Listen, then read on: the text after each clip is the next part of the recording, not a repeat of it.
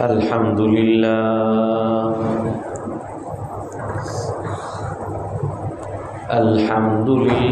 nahmaduhu wa nasta'inuhu wa nastaghfiruhu wa nu'minu bihi wa natawakkalu alayhi wa na'udzu billahi min shururi anfusina wa min sayyiati a'malina. من يهده الله فلا مضل له ومن يضلله فلا هادي له ونشهد أن لا إله إلا الله وحده لا شريك له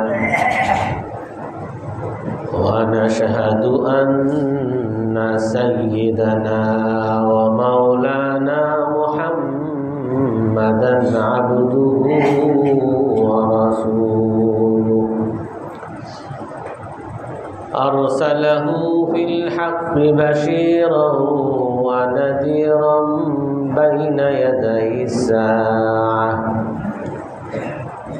من يطع الله ورسوله فقد رشد واهتدى ومن يعصهما فقد ضل وغوى أما بعد فأعوذ بالله من الشيطان الرجيم بسم الله الرحمن الرحيم يا أيها الذين آمنوا أنفقوا مما رزقناكم من قبل أن يأتي يوم لا بيع فيه ولا خلة ولا شفاعة والكافرون هم الظالمون الله لا إله إلا هو الحي القيوم لا تأخذه سنة ولا نوم له ما في السماوات وما في الأرض يعلم ما بين أيديهم وما خلفهم ولا يحيطون بعلمه إلا بما شاء وسع كرسيه السماوات والأرض وهو العلي العظيم صدق الله العظيم وقال علي بن أبي طالب رضي الله تعالى عنه ارتحلت الدنيا مدبرة وارتحلت الآخرة مقبلة ولكل منهما بنون فكونوا من أبناء الآخرة ولا تكونوا من أبناء الدنيا فاليوم عمل ولا حساب وغدا حساب ولا عمل أو كما جاء في الورد عن النبي صلى الله عليه وسلم সম্মানিত মুসল্লিয়ানে কেরাম, সম্পদের পরীক্ষায় পাশ করার উপায় এই সম্পর্কে আমরা আলোচনা করব। আমরা গত 2 সপ্তাহে আলোচনা করেছিলাম আল্লাহ তাআলা কোরআনে কারীমের মধ্যে বলেন, ইন্নামা আমওয়ালুকুম ওয়া আওলাদুকুম ফিতনা, তোমাদের সম্পদ, তোমাদের সন্তান পরীক্ষা। আল্লাহ তাআলা এই সম্পদকে পরীক্ষা স্বরূপ আমাদের জন্য পাঠিয়েছেন। সম্পদের ক্ষেত্রে কিছু বিশ্বাসগত পরীক্ষা আছে, আর কিছু আচরণগত পরীক্ষা আছে। বিশ্বাসগত পরীক্ষার ক্ষেত্রে আমরা গত 2 সপ্তাহে আলোচনা করেছি। রাসূলুল হযরত আলী ইবনে আবি তালিব রাদিয়াল্লাহু আনহু বলেন, বুখারী শরীফের কিতাবের মধ্যে আসছে, ইরতাহালাতিদ দুনিয়া মুদবিরা, দুনিয়া চলে গেছে আর আখিরাত অতি সত্বর আসন্ন। ওয়ালিকুল্লি মিনহুমা বানুন, আর এই দুটোটা আখিরাত এবং দুনিয়ার কিছু সন্তান আছে। আলী রাদিয়াল্লাহু আনহু বলেন, ফাকুনু মিন আবনাইল আখিরাহ, তোমরা অবশ্যই আখিরাতের সন্তানদের মধ্যে থেকে হও। ওয়ালা তাকুনু মিন আবনাইদ দুনিয়া, দুনিয়ার সন্তান তোমরা হইও না। ফালিয়াউমা আমালুন ওয়ালা হিসাব, আজ অর্থাৎ দুনিয়াতে কাজ কোনো হিসাব নাই। ওয়া গাদান হিসাবুন ওয়ালা আমাল, আর আগামীকাল অর্থাৎ মরার পরে আখিরাতে শুধু হিসাব, সেখানে কোনো আমল চলবে না। তো এই হাদিসের দ্বারা অনেক মানুষ বাহ্যিকভাবে বুঝে যে দুনিয়াকে ছেড়ে দিতে হবে, দুনিয়ার সন্তান হওয়া যাবে না, আখিরাতের সন্তান হতে হবে। কিন্তু এইটার অর্থ আমরা যেভাবে বুঝি, রাসূলুল্লাহ সাল্লাল্লাহু আলাইহি ওয়াসাল্লাম অন্য হাদিসগুলোর মধ্যে এরকম অর্থ বলেন নাই। মুসলিম শরীফের একটা হাদিস, যেটা আমাদেরকে রাসূল সাল্লাল্লাহু আলাইহি ওয়াসাল্লাম দোয়া করতে শিখাইছেন, আল্লাহুম্মা আসলিহ লি দীনি আল্লাযী হুয়া ইসমাতু আমরি, হে আল্লাহ আমার দ্বীনকে সংশোধন করে দেন, যে দ্বীনটা আমার সমস্ত কাজের মূল। ওয়া আসলিহ লি আখিরাতি আল্লাতী ফিহা মাআদি, আপনি আমার আখিরাতকে সংশোধন করে দেন, যে আখিরাতে আমার ফিরে যাওয়া। ওয়া আসলিহ লি দুনিয়ায়া আল্লাতী ফিহা মাআশি, আমার দুনিয়াকেও আপনি সংশোধন করে দেন, যেই দুনিয়াতে আমার জীবনযাপন। আখিরাতে আমি ফিরে যাব, দিন আমার মৌলিক বিষয়, আর দুনিয়ার মধ্যে আমার জীবনযাপন কোনোটাই ছাড়ার মতো নেই। এই জন্য যেই দুনিয়াতে আমার জীবনযাপন, এই দুনিয়াকে আপনি সংশোধন করে দেন। আল্লাহ তাআলা কোরআনে কারীমের মধ্যে বলেন, ওয়ালা তুতুস সুফাহা আমওয়ালাকুমুল্লাতী জাআলাল্লাহু লাকুম কিয়ামা ওয়ারযুকুহুম ফিহা ওয়াকসুহুম ওয়া কুলু লাহুম কওলাম মারুফা। এতিমদের কথা বলতে গিয়ে আল্লাহ তাআলা বলেন, ওয়ালা তুতুস সুফাহা, যারা অবুজ এতিম, বিশেষ করে যারা এতিমদের অভিভাবক, এতিমদের সম্পদ দেখাশোনা করে, সেই সকল অভিভাবককে আল্লাহ বলতেছেন যে অবুজ শিশুদেরকে তোমরা সম্পদ দিও না। একটা অপ্রাপ্তবয়স্ক এতিম, সে সম্পদের মালিক, বাবা মারা গেছে, সে বিল্ডিংয়ের মালিক। তো এটা যদি তাকে বুঝিয়ে দেওয়া হয়, সে ভাড়া উঠাতে পারবে না, এটা দেখাশোনাও করতে পারবে না, এটা তার হাতছাড়া হয়ে যাওয়ার সম্ভাবনা আছে। তো আল্লাহ তাআলা বলেন, এতিম সন্তান, অবুজ এতিমদেরকে সম্পদ দিও না। আল্লাতী জাআলাল্লাহু লাকুম কিয়ামা, যে সম্পদকে আল্লাহ তাআলা তোমাদের জীবন নির্বাহের উপায় বানিয়েছেন, তোমার দুনিয়াতে চলার উপায় বানিয়েছেন সম্পদকে। আল্লাতী জাআলাল্লাহু লাকুম কিয়ামা, দুনিয়াতে তোমার চলতে হলে, বাঁচতে হলে, থাকতে হলে সম্পদকে আল্লাহ তাআলা উপায় বানিয়েছেন। ফারযুকুহুম ফিহা ওয়াকসুহুম ওয়া কুলু লাহুম কওলাম মারুফা, তুমি এই সম্পদের দেখাশোনা করে এখান থেকে তার খাওয়ার ব্যবস্থা করো, তার পরিধানের ব্যবস্থা করো এবং তার সাথে ভালো ব্যবহার করো।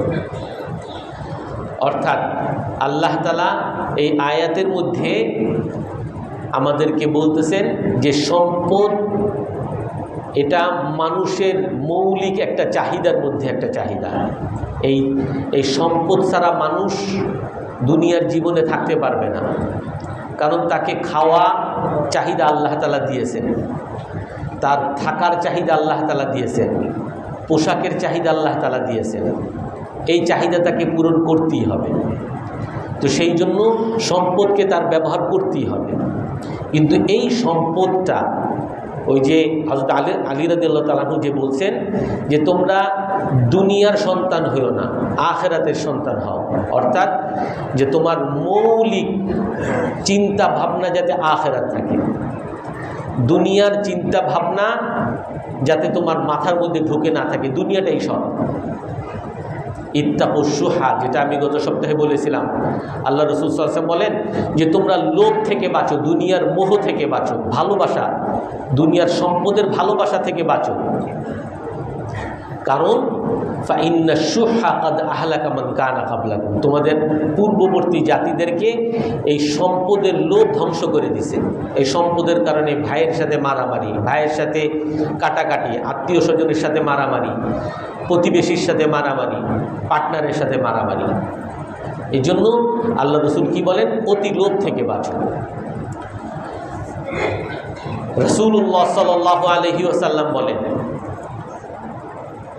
লা বা'সা বিল গিনা লিমান ইত্তাকা, যে আল্লাহকে ভয় করবে, যার অন্তরের মধ্যে আল্লাহর ভয় হবে, ধনাঢ্যতা তার জন্য কোনো সমস্যা না।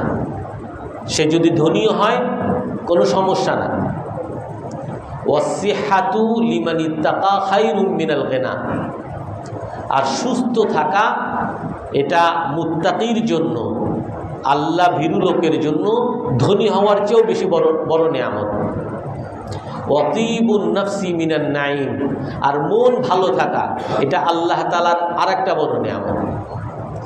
অর্থাৎ কেউ যদি মনে করে যে ধনী হইতে পারলি আমার শেষ, আমার 5 তলা বাড়ি যদি হয় তাহলে আমি চূড়ান্ত সফল, আল্লাহ রাসূল কি বলেন, তুমি 5 তলা বাড়ির মালিক হইছো কিন্তু তুমি ক্যান্সারের রোগী হয়ে গেছো, তোমার এই টাকা পয়সা কোনো কাজে লাগবে না।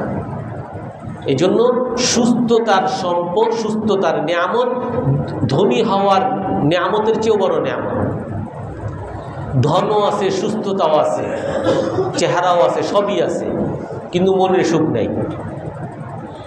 অতিবুন নাফসি মিনাল নাঈম, আল্লাহ রাসূল কি বলেন যে মনের সুখ, মন ভালো থাকা সবচেয়ে বড় নেয়ামত। আপনারা সবাই পেপারে দেখছেন, গত 2 দিন আগে এএসপি, এক হিন্দু এএসপি, সে আত্মহত্যা করছে। ভালো, অনেক মানুষ মনে করে একটা ভালো চাকরি পাইলাম, ভালো ডিগ্রি অর্জন করলাম, বিসিএস ক্যাডার হয়ে ভালো চাকরি পাইছে, তার বাড়ি গাড়ি সবই আছে, কিন্তু তার স্ত্রী ভালো না, তাকে নাকি মারছে, তার মার সাথে খারাপ ব্যবহার করছে, এই জন্য আত্মহত্যা করছে। তো মন ভালো থাকা এটা আল্লাহ তাআলার বড় নেয়ামত। সম্পদ আছে, ধন আছে, ক্ষমতা আছে, সুস্থতা আছে, সবই আছে, কিন্তু আপনার মন ভালো নেই, আপনার মনে সুখ নাই, মনে দুশ্চিন্তা আছে। এটা শুধু এই ব্যক্তির মতো আত্মহত্যাই শুধু যাবে না, বরং এই দুশ্চিন্তার কারণে ডায়াবেটিস, হাই প্রেশার, কিডনি রোগ, যত ধরনের রোগ সব এই কারণে হয়। রাসূলুল্লাহ সাল্লাল্লাহু আলাইহি সাল্লাম বলেন নি'মাল মালুস সালিহু লিল মারইস সালিহ, যদি ভালো সম্পদ, বৈধ সম্পদ যদি ভালো মানুষের হাতে যায়, এর চেয়ে ভালো আর কিছু নাই। এই ভালো সম্পদের দ্বারা সে নিজেও খাবে, নিজেও ভোগ করবে, অন্যদেরও সে উপকার করবে। এই জন্য ভালো সম্পদ যদি ভালো মানুষের হাতে যায়, এর চেয়ে বড় নেয়ামত আর কিছু নাই। সাঈদ ইবনে মুসাইয়্যিব রাদিয়াল্লাহু আনহু রাহমাতুল্লাহ আলাইহি বলেন, সাইয়্যিদুত তাবিঈন, লা খাইরা ফি মান ইয়াজমাউল মালা ফি মান লা ইউরিদু জামআল মালি মিন হিজলিহি, ওই ব্যক্তির মধ্যে কোনো কল্যাণ নেই যেই ব্যক্তি বৈধ উপায়ে সম্পদ অর্জন করতে চায় না, বৈধ উপায়েও সম্পদ অর্জন করতে চায় না, যে সম্পদ এটা ভালো না, সম্পদের দ্বারা নষ্ট হয়ে যায়, সম্পদ আমি অর্জন করব না। হযরত সাঈদ ইবনে মুসাইয়্যিব বলেন যে তার মধ্যে কোনো কল্যাণ নেই। কেন? ওয়ায়াকুফু বিহি ওয়াজহাহু আনিন নাস, কারণ এই বৈধ সম্পদের দ্বারা সে নিজেকে মানুষের কাছে ভিক্ষার হাতের চেয়ে অপমানের থেকে নিজেকে বাঁচাইতে পারত না। সে নিজেকে, ওই ব্যক্তি যে বৈধ উপায়ে সম্পদ অর্জন করতে চায় না আর নিজেকে, নিজের আত্মসম্মানকে রক্ষা করতে চায় না। ওয়াসিলু বিহি রাহমা, যে সম্পদের দ্বারা সে আত্মীয়দের সাথে সুসম্পর্ক রাখতে পারত। ওয়ায়ুতি হাক্কা, সম্পদের অধিকার যে পূরণ করতে পারত, বৈধভাবে সম্পদ উপার্জন করা, বৈধভাবে ব্যয় করা, সকল অধিকারকে, সম্পদের যত অধিকার আছে এগুলো পূরণ করা, এগুলা যে করতে চায় না তার মধ্যে কোনো কল্যাণ নেই। রাসূলুল্লাহ সাল্লাল্লাহু আলাইহি ওয়াসাল্লাম বলেন, মান ইস্তাআফিফ ইউইফুহুল্লাহ, যে সৎ থাকতে চায় আল্লাহ তাআলা তাকে সৎ রাখেন। ওয়া মান ইস্তাগনিহি ইউগনিহিল্লাহ, যে সব সময় অমুখাপেক্ষী থাকতে চায়, কারো কাছে হাত পাততে চায় না, আল্লাহ তাআলা তাকে অমুখাপেক্ষী রাখেন। আর যে মানুষের কাছে অপমানিত হতে চায়, মানুষের কাছে চাইতে চায়, মানুষের কাছে নিজের ইজ্জতকে বিক্রি করতে চায়, আল্লাহ তাআলা তার সাথে সেরকমই ব্যবস্থা করেন। সুফিয়ান সাউরি রহমতুল্লাহ আলাইহি বলেন, আল মালু সিলাহুল মুমিন, সম্পদ হলো মুমিনের অস্ত্র, মুমিনের হাতিয়ার।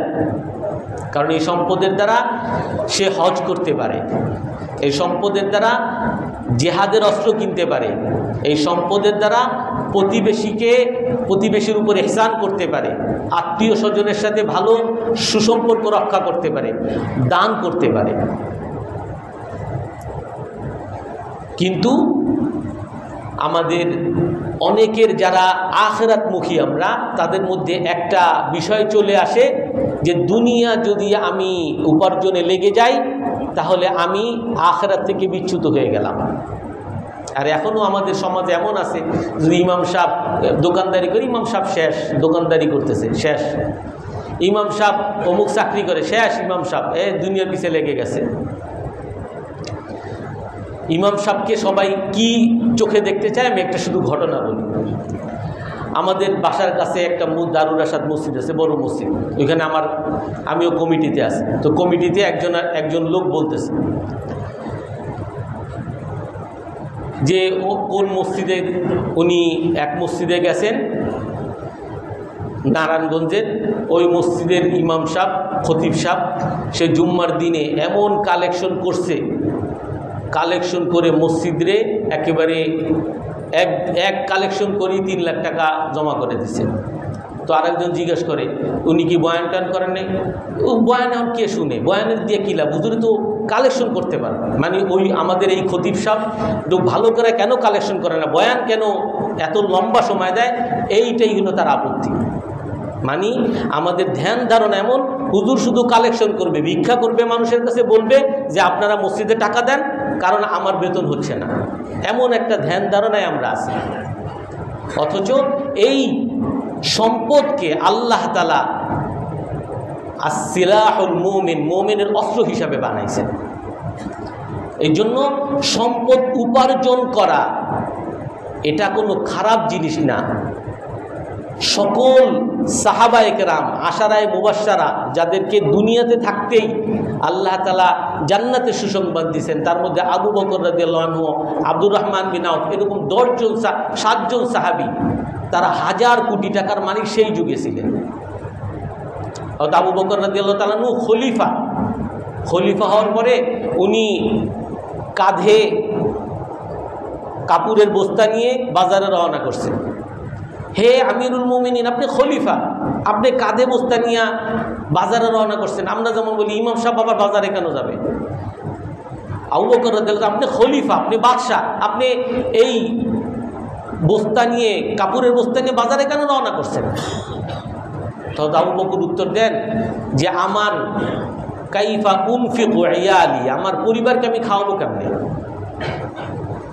এই জন্য রাসূলুল্লাহ সাল্লাল্লাহু আলাইহি ওয়াসাল্লাম আমাদেরকে স্পষ্ট হাদিস বলছেন, মা কাসাবার রাজুলু কাসাবান আতয়াবা মিন আমালি ইয়াদিহি ওয়া মা আনফাকার রাজুলু আলা নাফসিহি ওয়া আহলিহি ওয়া খাদিমিহি ফাহুয়া খায়র। মানুষ যে ইনকাম করে, উপার্জন করে, মানুষ যে উপার্জন করে, সকল উপার্জনের মধ্যে উত্তম উপার্জন কোনটা? বুখারী মুসলিমের হাদিস। রাসূল সাল্লাল্লাহু আলাইহি ওয়াসাল্লাম বলেন সবচেয়ে উত্তম উপার্জন কোনটা? সবচেয়ে উত্তম উপার্জন হলো মিন আমালি ইয়াদিহি, যেটা নিজ হাতে উপার্জন করছে। মানুষ দিছে সেটা না, মানুষ হাদিয়ে দিছে অথবা বিভিন্নভাবে পাইছে, বাবার কাছ থেকে পাইছে না। রাসূল সাল্লাল্লাহু আলাইহি ওয়াসাল্লাম বলেন কি, সবচেয়ে উত্তম উপার্জন হলো যেটা নিজের হাতে উপার্জন করছে।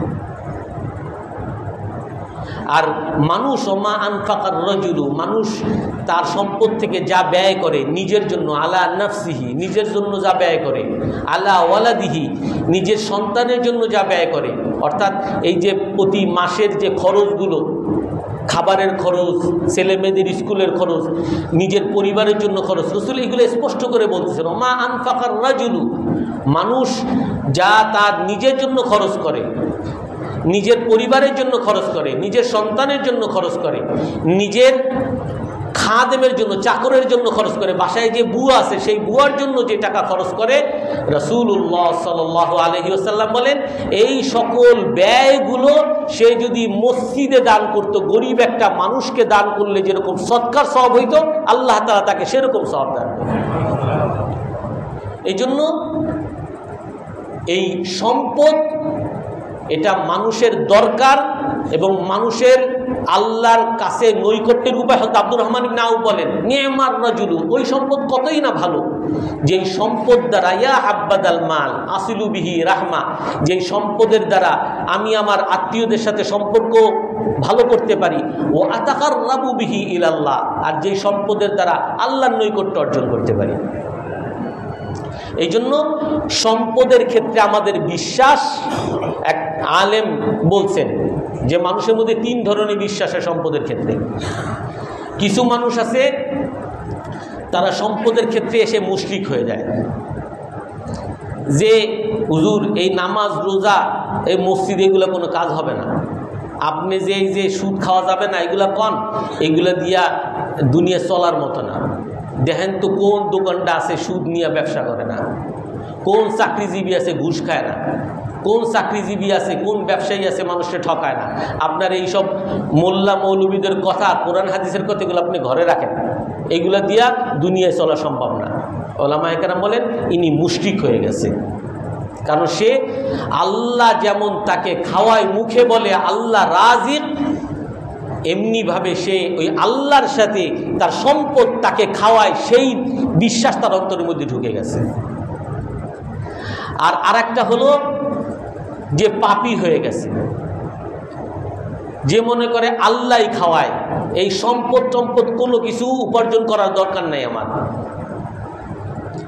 আর সম্পদ সে উপার্জনও করে না, সে শুধু বসে থাকে যে আমি বুজুর্গ মানুষ, আল্লাহ বিল্লাহ করি, আমি সন্ন্যাসী মানুষ, পিসাব মানুষ, আমি আল্লাহ বিল্লাহ করি, মানুষ আমারে দিয়ে যাবে, আমারে খাওয়াবে, তারা যদি জান্নাতে যেতে চায় আমারে টাকা দিতে হবে। এরকম যে চিন্তা করে যে আমার উপার্জন আমার কাজ না, আমি শুধু আখিরাতের কাজ করব, আল্লাহর কাজ করব, এ হলো পাপী। কারণ রাসূলুল্লাহ সাল্লাল্লাহু আলাইহি ওয়াসাল্লাম আমাদেরকে এই তরিকা শিখান নাই। সকল সাহাবায়ে কেরাম ব্যবসা করতেন, খেতে কাজ করতেন।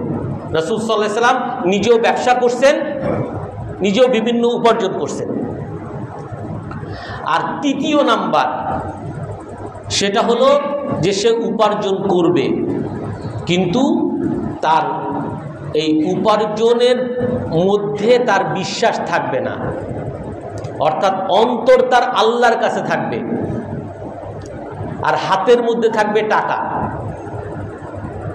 আমার কাছে টাকা আছে, কিন্তু বিশ্বাস, অন্তরে বিশ্বাস থাকবে এই টাকা দিয়ে আমি সুখ পাবো না, এই টাকা দিয়ে আমার দুপুরে ভাত খাওয়া হবে না আল্লাহ যদি না চান, এই টাকা দিয়ে আমার চিকিৎসা হবে না আল্লাহ যদি না চান, এই বাড়ি দিয়ে আমি সুন্দরভাবে থাকতে পারবো না, আল্লাহ যদি না চান। যে কোনো সময় চাইতে পারেন বাড়ি ভূমিকম্পে ধ্বংস করে দিতে পারেন। এই টাকা ডাকাতি হয়ে যেতে পারে। টাকা আছে, পয়সা আছে, সবই আছে, ওই হিন্দু লোকের মতো আমারও দুঃখে মনের কষ্টে আমাকেও আত্মহত্যা করতে দেব, সুখ না পাইতে পারি। এই জন্য হাতে থাকবে দুনিয়া আর অন্তরে থাকবে আল্লাহ। এটাই রাসূলুল্লাহ সাল্লাল্লাহু আলাইহি ওয়াসাল্লাম আমাদেরকে বলছেন যে কুনু মিন আবনাইল আখিরা ওয়ালা তাকুনু মিন আবনাইল। হযরত আব্দুল্লাহ ইবনে আমর রাদিয়াল্লাহু আনহু বলেন, আব্দুল্লাহ ইবনে আমর রাদিয়াল্লাহু তাআলা আনহু বলেন, ইহরাস লিদুনিয়াকা কাআন্নাকা তাঈশু আবাদা ওয়া আমাল লিল আখিরা কাআন্নাকা তামুতু গাদা। যে তুমি তোমার খেতে কাজ করো এমন ভাবে যে তুমি সারা জীবন বাঁচবা। হযরত আব্দুল্লাহ ইবনে ওমর রাদিয়াল্লাহু তাআলা সবচেয়ে বুজুর্গ সাহাবী, উনি বলেন যে তুমি তোমার খেতে কাজ করো এমন ভাবে যেন তুমি সারা জীবন বাঁচবা। অর্থাৎ তোমার দক্ষতা, তোমার কাজের সূক্ষ্মতা এবং যত ধরনের আধুনিক প্রযুক্তি আছে সকল আধুনিক প্রযুক্তি দিয়ে এমনভাবে কাজ করবা সবার চেয়ে সেরা যাতে তোমার ফসলটা হয়। তুমি দুনিয়ার খ্যাত এমনভাবে করো যেন তুমি সারা জীবন বাঁচবা, তুমি কালকেই মরে যাবা। এই কথা তুমি ওই খ্যাত করতে গিয়ে চিন্তা করে না যে আমি তো কালকেও মরে যেতে পারি, তা আমার এই খ্যাত করে লাভ কি? খ্যাত তো এই খ্যাতের ফসল তো আসবে 6 মাস পরে, আমি মরে গেলে খাবে কে? আব্দুল্লাহ ইবনে ওমর বলেন কি যে তুমি খেতে এমন ভাবে কাজ করো কাআন্নাকা তাঈশু আবাদা, তুমি সারা জীবন বাঁচবা। ওয়া আমাল লিল আখিরা কাআন্নাকা তামুতু গাদা, আর আখিরাতের জন্য এমন ভাবে কাজ করো যেন আগামীকালই মারা যাবা। আখিরাতের চিন্তা, আখিরাতের কথা তোমার মাথায় যাতে এমন ভাবে থাকে যে আমি আজকে ফজর নামাজের সাথে সুন্নত পড়ি নাই, আগামীকাল পড়া নিব। আজকে নফলটা পড়া হয় নাই, আগামীকাল পড়া নিব। তুমি আগামীকাল বাঁচবা কিনা তুমি জানো না। আল ইয়াউমা আমালুন, আজকেই তোমার আমলের সুযোগ, মারা গেলে তোমার আর কোনো আমলের সুযোগ নাই। যতই তুমি আল্লাহর কাছে কাঁদবা যে হে আল্লাহ আবার ফিরিয়ে দেন, আমি একটু আমল করে আসি, কোনো সুযোগ থাকবে না। এই জন্য এই সম্পদের ক্ষেত্রে আমাদের বিশ্বাস, আগে দুইটা বলছি আজকে আর একটা, যে বিশ্বাস হবে সম্পদ হাতের দ্বারা উপার্জন করব, কিন্তু অন্তরের মধ্যে আমার বিশ্বাস থাকবে একমাত্র আল্লাহ তাআলার উপরে, যে আল্লাহ ছাড়া এই সম্পদের দ্বারা আমার কিছুই হবে না, একটা উপকরণ মাত্র। আল্লাহ তাআলা এর মাধ্যমে আমাকে সুখ দিতেও পারেন, নাও দিতে পারেন, আমার অভাব পূরণ করতেও পারেন, নাও করতে পারেন। অন্তরে থাকবে পূর্ণ আল্লাহর উপর বিশ্বাস। এরপরের আমলের পরীক্ষা, আমি যখন এই সম্পদ উপার্জন করতে যাব, সম্পদ উপার্জন করতে গেলে আল্লাহ তাআলা এক নম্বর তো হলো আমি সম্পদ উপার্জন করব, এই ক্ষেত্রে কোনো আর দ্বিধার মধ্যে পড়ব না। দ্বিতীয় নম্বর উপার্জন কি করব, কেমনে করব? আল্লাহ তাআলা বলেন কুল মান হাররামা যিনাতাল্লাহিল্লাতী আখরাজা লিইবাদিহি ওয়াত তাইয়্যিবাতি মিনার রিজক কুল হিয়া লিল্লাযীনা আমানু ফিল হায়াতিদ দুনিয়া খালিসাতান ইয়াউমাল কিয়ামাহ কাযালিকা নুফাসসিলুল আয়াতি লিকাওমিন ইয়ালামুন। হে রাসূল আপনি বলে দেন মান হাররামা যিনাতাল্লাহ, যে কে তোমাদের জন্য নিষিদ্ধ করছে আল্লাহ তাআলা সৌন্দর্য, আল্লাতী আখরাজা লিইবাদিহি মিনাত তাইয়্যিবাত মিনার রিজক, যেটা মানুষের জন্য আল্লাহ তাআলা বৈধ করছেন, যেই খাবার মানুষের জন্য বৈধ, এটা কে নিষিদ্ধ করছে? গরু খাওয়া তোমার জন্য বৈধ, কে বলবে যে গরু খাওয়া যাবে না? যেই পোশাক তোমার জন্য বৈধ, কে বলবে তোমার জন্য এটা বৈধ না? কুল মান হাররামা যিনাতাল্লাহিল্লাতী আখরাজা লিইবাদিহি মিনাত তাইয়্যিবাতি মির রিজক কুল হিয়া লিল্লাযীনা আমানু ফিল হায়াতিদ দুনিয়া খালিসাতান ইয়াউমাল কিয়ামাহ। আপনি বলে দেন যারা মুমিনদের জন্য দুনিয়ার জীবনে এগুলো ভোগের, কিন্তু আল্লাহর জন্য খালেস হইতে হবে। এই সম্পদটা আপনি যখন ভোগ করবেন, এই সম্পদ যাতে কোনোভাবে অবৈধ উপায়ে আপনার কাছে না আসে, কোনো সুদের মাধ্যমে এই সম্পদ আসতে পারবে না, ঘুষের মাধ্যমে এই সম্পদ আসতে পারবে না, মানুষকে ঠকিয়ে এই সম্পদ আসতে পারবে না, সিন্ডিকেট করে এই সম্পদ আসতে পারবে না, এই সম্পদ মানুষের কাছ থেকে জোর জবরদস্তি থেকে আসতে পারবে না, মানুষের সন্তুষ্টি ছাড়া এই সম্পদ আপনার কাছে আসতে পারবে না। যত উপার্জনের অবৈধ পথ আছে এই সকল অবৈধ পথ থেকে বাঁচা, এটা হলো সর্বপ্রথম সম্পদের পরীক্ষা, আমলি পরীক্ষা। আপনি বলবেন যে সম্পদ আমার জন্য আল্লাহর কাছে হাতিয়ার, কেমনে? সর্বপ্রথম উপায়, আমলি উপায়, সকল অবৈধ উপায়ে উপার্জন বন্ধ করে দিতে হবে। যে এই যুগে তো চাকরি পাওয়া যায় না হুজুর, ব্যাংক ছাড়া কোনো চাকরি নেই, এই যুগে ঘুষ ছাড়া কোনো চাকরি নেই, এই যুগে মানুষের একটু না ঠকাইলে, একটু মিথ্যা চিন্তা না বললে কোনো ব্যবসা নাই, এইগুলো বলার কোনো সুযোগ নাই। কারণ আপনি বলতেছেন এই যুগে চাকরি করার উপায় নাই, সেই আপনি এখন যদি মরে যান আপনি আল্লাহর কাছে কি উত্তর দিবে সেই হিসাবটা করেন। আপনি মানুষের হয়তো বুঝাইতেছেন, বিভিন্নভাবে ছয়না বলতেছেন, কিন্তু আল্লাহর কাছে কি উত্তর দিবেন? বহুত হাজার হাজার মানুষ আছে, রাসূলুল্লাহ সাল্লাল্লাহু আলাইহি সাল্লাম সাহাবাদেরকে এইভাবে তৈরি করছেন যে সম্পদের লোভ তোমাদের অন্তরের মধ্যে বিন্দুমাত্র থাকবে না। আল্লাহর জন্য হিজরতের অর্ডার আসছে, সবাই মক্কা থেকে মদিনায় যাইতে হবে। এই সারা জীবন ভোর আমার বাবা মা আত্মীয় স্বজন সবাই মিলে আমার জন্য যে সম্পদ, ঘর বাড়ি জমি জামা তৈরি করছে, এগুলো সব ছাড়ো, মদিনায় চলে যাও, গরিব হয়ে মদিনায় চলে যাও। সকল সাহাবায়ে কেরাম কেউ বলে নাই হে আল্লাহ রসুল আমার সম্পদগুলো তো আবুল হাব দখল করে নিবে, আমার বাড়ি তো আবু জেহেল দখল করে নিবে, আমার ব্যবসা বাণিজ্য সব তো কাফেররা দখল করে, কেউ এক বিন্দু মাত্র এই কথা বলে নাই। এই জন্য সর্বপ্রথম আমলি কাজ হলো যে বৈধ উপায়ে উপার্জন করতে হবে। অবৈধ উপায়ে এখানে কোনো ধরনের কম্প্রোমাইজ আল্লাহ তাআলা সহ্য করবেন না, কোনো ধরনের সুতা। আমরা এই অবৈধ উপায়ে উপার্জন করতে গিয়ে হাজারো রকম সুতা দেই।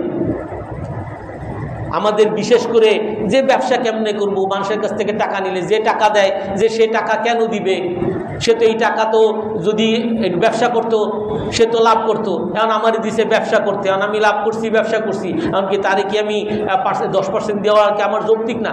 আপনি হাজারো ধরনের যুক্তি তৈরি দ্বারা করাবেন।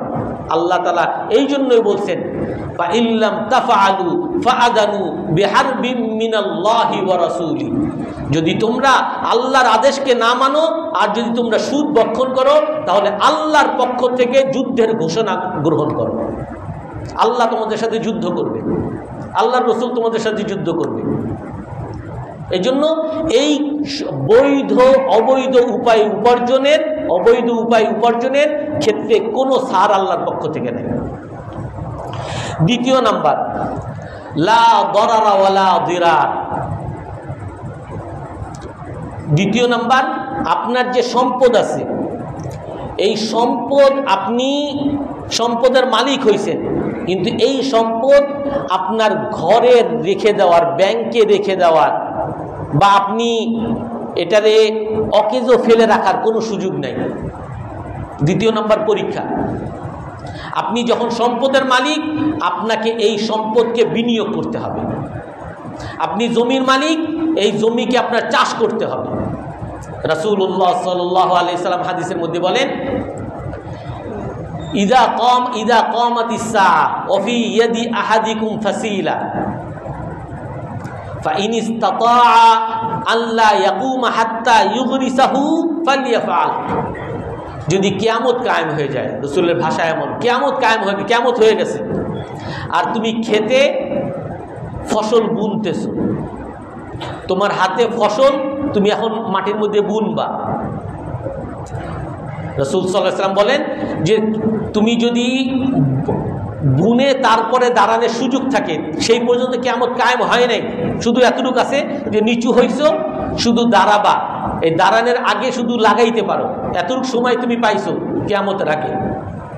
আল্লাহ রসুল বলেন তাহলে তুমি এটা লাগায়া তারপরে দাঁড়াও, যদি কিয়ামত কায়েম হয়ে যায়। অন্য একটা হাদিসের মধ্যে আছে মান বাআ দারান ওয়া লাম ইয়াজআল সামানাহা ফি মিসলিহি ফালাম ইউবারাক ফি।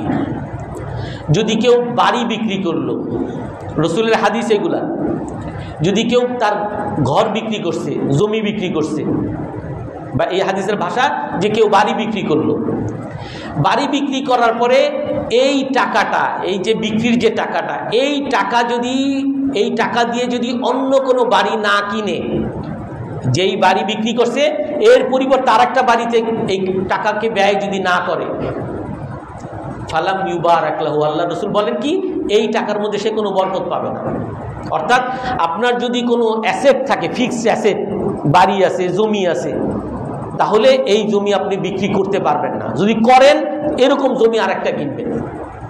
আপনি এই জমি বিক্রি করে আপনি ফুর্তি করবেন আর ভোগ বিলাস করবেন, বিভিন্ন জায়গায় ঘুরতে যাবেন, আর আপনার পরবর্তী প্রজন্মের আপনি অভাবে অনটনে ফেলে যাবেন, এই সুযোগ আপনার নাই। রাসূলুল্লাহ সাল্লাল্লাহু আলাইহি ওয়াসাল্লাম বলেন মান আহইয়া আরদান মাইয়িতা ফালাহু, যদি কেউ মৃত জমিকে জীবন দান করে, অর্থাৎ সরকারি খাস জমি কেউ ব্যবহার করে না, রসুলের যুগে এইভাবে ঘোষণা দেওয়া হয়েছে যে খাস জমি কেউ যদি চাষবাস করে তাহলে এটা তার হয়ে যাবে। অর্থাৎ এরকম ফেলে দেওয়া জমি যদি কেউ এটাকে বিনিয়োগে আনে তাহলে এটার মালিক সে। অর্থাৎ আপনার এই সম্পদকে আপনার বিনিয়োগে আনতে হবে, এটাকে ব্যবসার মধ্যে খাটাইতে হবে, এটার দ্বারা কোনো কাজ করতে হবে। এইটা যদি আপনি কাজ না করে শুধু ব্যাংক ব্যালেন্সে ব্যাংকে রেখে দিলেন, অথবা এমনি কোনো কিছু ছাড়া এমনি রেখে দিলেন, এইটার ক্ষেত্রে আল্লাহ রসুল নিষেধাজ্ঞা দিয়েছেন। কেন?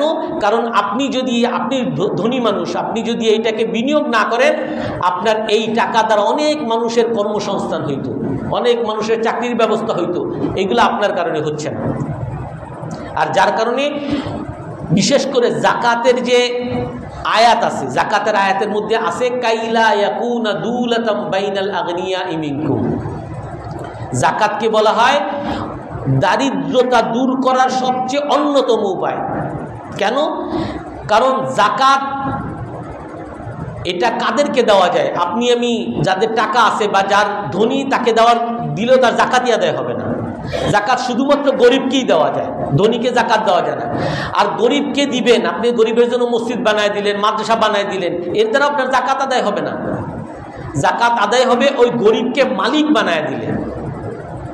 জাকাত একমাত্র আদায় হবে গরিবকে দিতে হবে এবং গরিবকে মালিক বানাইতে হবে।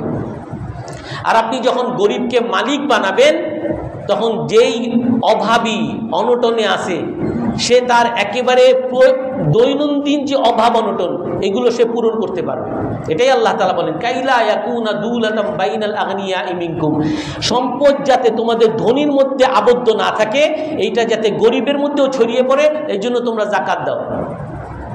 হযরত মুআজ রাদিয়াল্লাহু আনহুকে খলিফাতুল মুসলিমিন হযরত ওমর ইবনে খাত্তাব রাদিয়াল্লাহু তাআলা আনহুর যুগে ইয়ামানের উনি গভর্নর, ইয়ামানের থেকে উনি জাকাত যেগুলো সংগ্রহ করছেন সেই জাকাতের প্রায় 3/1 ভাগ মদিনায় পাঠাইছেন।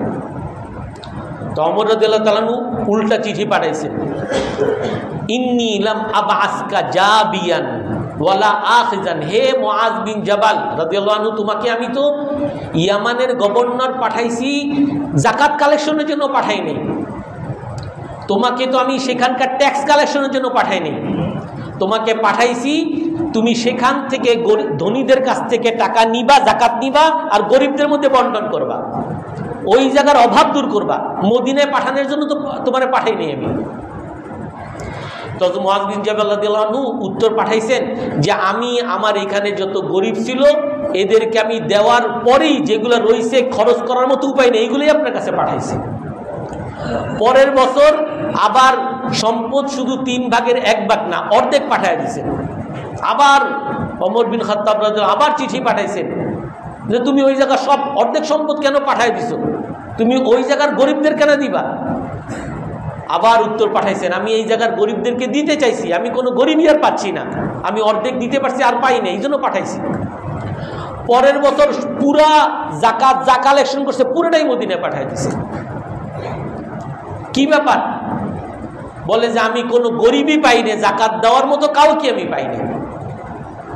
অর্থাৎ জাকাতের সিস্টেমটা আল্লাহ তাআলা রাখছি নিয়ান ওই সমাজের মধ্যে যাতে গরিব না থাকে, দারিদ্রতা বিমোচন হয়।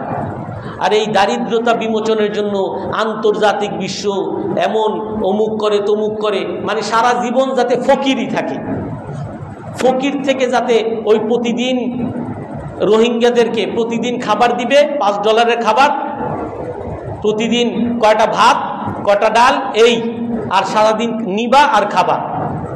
আর ইসলাম হলো যে না, তোমাকে আমি এইটার মালিক বানাই দিলাম, তুমি এইটা দিয়ে এখন গরু ছাগল কিনে তুমি নিজের মতো নিজে খাও, নিজে ধনী হও। আর আন্তর্জাতিক সিস্টেম হলো যে না, গরিব যে সে গরিবই থাকবে, এ যাতে ধনী। থার্ড ওয়ার্ল্ড কান্ট্রি সারা জীবন থার্ড ওয়ার্ল্ড কান্ট্রি যাতে থাকে, সে কখনো যত ফার্স্ট ওয়ার্ল্ড কান্ট্রিতে না আসতে পারে। তো এই জন্য দ্বিতীয় বিষয় হলো আপনার সম্পদকে বিনিয়োগে আনতে হবে। তৃতীয় বিষয় লা দরারা ওয়ালা দিরার, সম্পদের মধ্যে মৌলিক একটা রাসূল সাল্লাল্লাহু আলাইহি ওয়াসাল্লাম নীতিমালা, এই যে সম্পদের দ্বারা নিজেরও কোনো ক্ষতি করা যাবে না, অন্যেরও কোনো ক্ষতি করা যাবে না। আপনি এমনভাবে দান করলেন নিজে ফকির হয়ে গেলেন, সব দিয়ে দিচ্ছেন মসজিদে, সব দিয়ে দিচ্ছেন মাদ্রাসায়, আপনার ছেলেপেলারা না খেয়ে এখন অভাব মানুষের কাছে ভিক্ষা করে চলে। নিজেরও ক্ষতি করা যাবে না, অন্যেরও ক্ষতি করা যাবে না। আপনি অন্যের কাছ থেকে চাঁদা নিতেছেন, গরিব মানুষের ক্ষতি করতেছেন। অন্য মানুষকে আপনি সুদ দিতেছেন, তার সুদ আপনি 10 ডাবল করে আপনি আবার ফেরত নিতেছেন, অন্য মানুষকে ফকির বানাইতেছেন। যে কোনো ব্যবসা আপনি বলতেছেন 10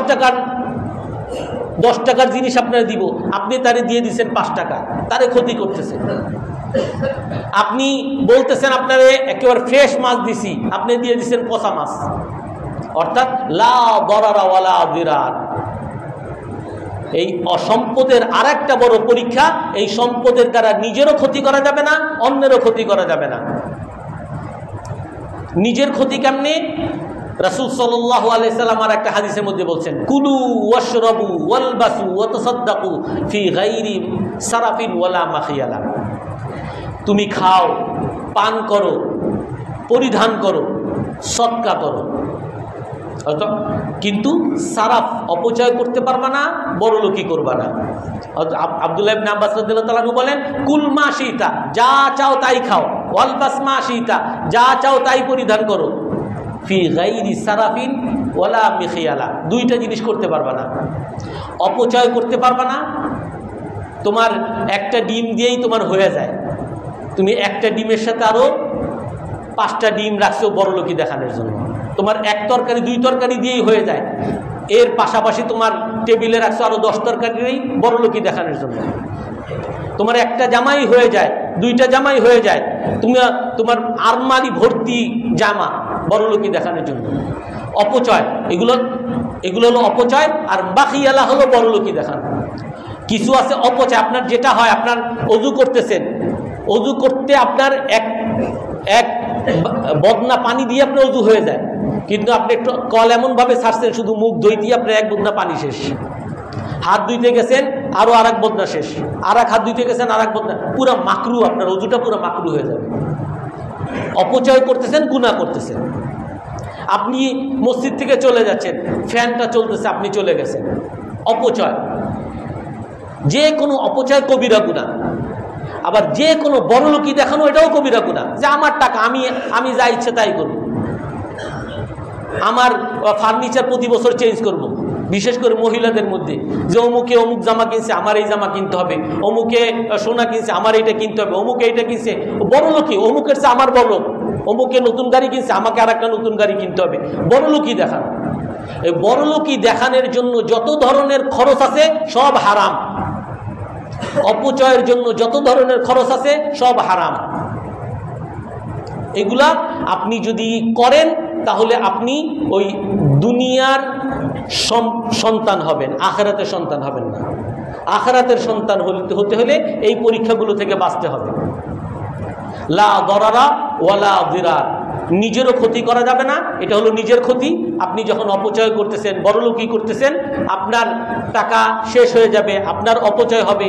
আপনি বেশি খাইলে আপনি নিজের ক্ষতি করতেছেন, নিজে ডায়াবেটিস বানাইতেছেন। অনেক মানুষ আছে সে জানে ডায়াবেটিস, বাসার থেকে জানে সবটা, তারপরও সে মিষ্টি পাইলে এতগুলো মিষ্টি খাবে, তারপরও সে কোনো রিচ ফুড পাইলে এতগুলো সে খাবে। সে নিজের ক্ষতি করতেছে। অপচয় করা মানে নিজের ক্ষতি করা, বড়লোকি দেখানো নিজের ক্ষতি করা। আপনি বড়লোকি দেখান, যার কারণে চোর ডাকা সব আপনার দিকে চেহারা পড়ছে, এই বড়লোক আরে ধরো। তো নিজের ক্ষতি করা যাবে না। ওয়ালা দিরারা, অন্যেরও ক্ষতি করা যাবে না। আপনার প্রতিবেশীর ক্ষতি করা যাবে না, আত্মীয় স্বজনের ক্ষতি করা যাবে না, আপনার কাস্টমারের ক্ষতি করা যাবে না, আপনার মালিকের ক্ষতি করা যাবে না, আপনার অধীনস্থ কর্ম কারোই ক্ষতি করা যাবে না। সর্বশেষ যে আপনার উপার্জনগুলো হতে হবে, আপনার নিজের লাভ যেমন আপনি দেখবেন, এমনিভাবে আপনার যাতে ক্ষতির আশঙ্কাও থাকে সেইভাবে উপার্জনগুলো হতে হবে। এমন যেন উপার্জন না হয় যে আপনি শুধু লাভ, এখন বিভিন্ন ইসলামী ব্যাংকরাও তারা লোন দেয় যে আপনার এত পার্সেন্ট লাভ, ঠিক আছে লাভ দিছে, আমি লস করছি, আমি টাকা দিয়েছিলাম গার্মেন্টস বানানোর জন্য, গার্মেন্টস চলে না, কিছু চলে না, যাই হোক জুলাপুরা সরকার হয়ে গেছে, আমার লস হয়েছে, আপনিও লস নেন, কোনো ব্যাংক লস নিবে না। ইসলামের নীতি এইটা না। ইসলামের নীতি হলো যে আপনি যেই কোনো বিনিয়োগ করেন, যেখানেই আপনার টাকা সম্পদ দেন, সেখানে আপনার দোনোটা রিস্ক যাতে থাকে। আপনি ধনী মানুষ বলে আপনি শুধু এই, বিশেষ করে এই হাদিসটা বেশি কার্যকর হবে এই যারা সিন্ডিকেট আছে, সিন্ডিকেট যারা মধ্যস্বত্বভোগী আছে। একজন কৃষক সে 5 টাকা দিয়ে আলু বিক্রি করে, আর আমরা যারা ভোক্তা আমরা সেই আলু কিনি 20 টাকা, মাঝখানে 15 টাকা মধ্যস্বত্বভোগী। সে আইসা এক মহাজনকে দেয়, ওই এলাকার মহাজন রাখে, সেখান থেকে আবার আর একটা ট্রাকে উঠিয়ে দেয়, ট্রাকে আসতে আস্তে অনেক সাদা, এরপরে দোকানে যে আসে, শুধু দোকানে আসছে, এই দোকানে দিছো, এইটার জন্যই আবার তারা সাদা। কেন ভাই আপনারা কেন সাদা দিব? আপনার তো এটার মালিক না। আমি তোমাদের নিরাপত্তা বিধান করতেছি, বা আমাদের নিরাপত্তার জন্য তো সরকার আছে, পুলিশ আছে, না তারে আপনার পার্সেন্টেজ দিতে হবে। অর্থাৎ এই যে মধ্যস্বত্বভোগী যারা, এরা হলো শুধুমাত্র লাভের ক্ষেত্রে আছে, কোনো নিজে কোনো কাজও করে না, আর নিজের কোনো ঝুঁকিও নাই, নিজের কোনো বিনিয়োগও নাই, সে শুধু উপার্জনের, এগুলোও হারাম। এই জন্য সর্বশেষ কথা,